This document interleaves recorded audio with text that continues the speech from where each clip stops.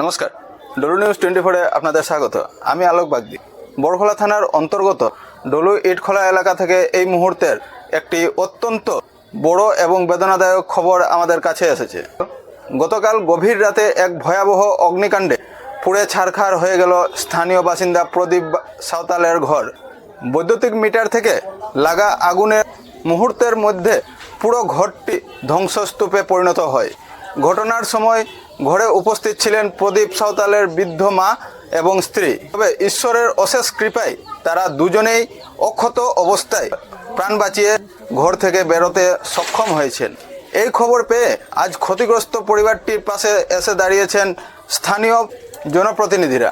ঘটনাটি ঘটেছে গতকাল রাত ঠিক 1:30 ডলু ইটখোলার বাসিন্দা প্রদীপ সাঁওতালের বাড়ির ইলেকট্রিক মিটার থেকে হঠাৎ শর্ট সার্কিটের মাধ্যমে আগুন লেগে যায়। গভীর রাত হওয়ায় পরিবারের সদস্যরা যখন ঘুমে আচ্ছন্ন, ঠিক তখনই এই বিপর্যয় ঘটে। আগুনের শিখা দ্রুত ছড়িয়ে পড়ে পুরো বাড়িতে। খবর পেয়ে ঘটনাস্থলের উদ্দেশ্যে রওনা দেয় দমকল বাহিনী। তবে দমকলের গাড়ি পৌঁছানোর আগেই এলাকার স্থানীয় যুবকেরা এবং প্রতিবেশীরা সাহসিকতার সাথে এগিয়ে আসেন। নিজেদের জীবন বাজি রেখে বালতি বালতি জল ঢেলে তারা আগুন নিয়ন্ত্রণে আনেন। স্থানীয়দের তৎপরতার কারণেই আগুন আশেপাশের অন্য কোনো বাড়িতে ছড়াতে পারেননি। কিন্তু শেষ রক্ষা হয়নি প্রদীপবাবুর পরিবারের। আগুনে ঘরের সমস্ত আসবাবপত্র তো পুড়েছে, সেই সাথে পুড়ে ছাই হয়ে গেছে সারা জীবনের উপার্জিত নগদ টাকা এবং সমস্ত মূল্যবান নথিপত্র। জমির আসল দলিল, জমিদারি কাগজ, আধার কার্ড, প্যান কার্ড সহ যাবতীয় সরকারি ডকুমেন্ট আগুনে পুড়ে পুরোপুরি ছারখার হয়ে যায়। এমনকি ঘরে থাকা মোবাইল ফোনটিও উদ্ধার করা সম্ভব হয়নি।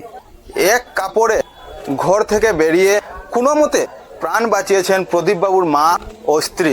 তবে এই চরম সংকটের মুহূর্তে প্রদীপবাবুর পরিবারের পাশে এসে দাঁড়িয়েছেন ডলু ইটখোলার আপামর জনসাধারণ ও প্রতিবেশীরা। বিপদের দিনে থমকে না গিয়ে সবাই বাড়িয়েছেন সাহায্যের হাত। কেউ এসে দিয়ে যাচ্ছেন পরিধানের কাপড়, কেউ বা নিয়ে আসছে ডাল, চাল, আলু সহ নিত্য প্রয়োজনীয় খাদ্য সামগ্রী। অগ্নিকাণ্ডের এই খবর পেয়ে আজ ডলু ইটখোলায় ছুটে আসেন ডলু গ্রাম পঞ্চায়েত সভাপতি। ওনারা সশরীরে ঘটনাস্থলে উপস্থিত হয়ে পুড়ে যাওয়া ঘরটি পরিদর্শন করেন এবং প্রদীপবাবুর পরিবারের সাথে কথা বলে তাদের সান্ত্বনা দেন। জনপ্রতিনিধিরা আশ্বস্ত করেছেন যে এই সংকটের মুহূর্তে তারা পরিবারের পাশে আছেন এবং দ্রুত সরকারি দুর্যোগ তহবিল থেকে ঘর তৈরি, অন্যান্য ত্রাণের ব্যবস্থা করার জন্য প্রয়োজনীয় পদক্ষেপ গ্রহণ করবেন। মোটামুটি রাত্রে 12:30টার সময় আমি বাইরে পেশাব করার জন্য গেলাম।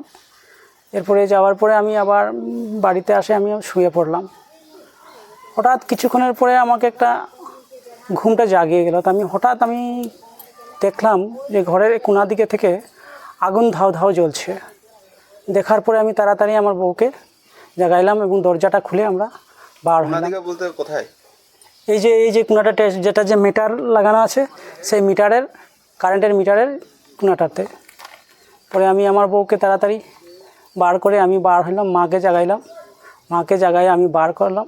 বার হয়ে আমরা এখন করবো কি, এখন তো দেখছি কারেন্টে আগুন লেগেছে। পরে লগে লগে সামনে পাশের বাড়ি ছিল, আমরা রাত্রে চিল্লাইলাম।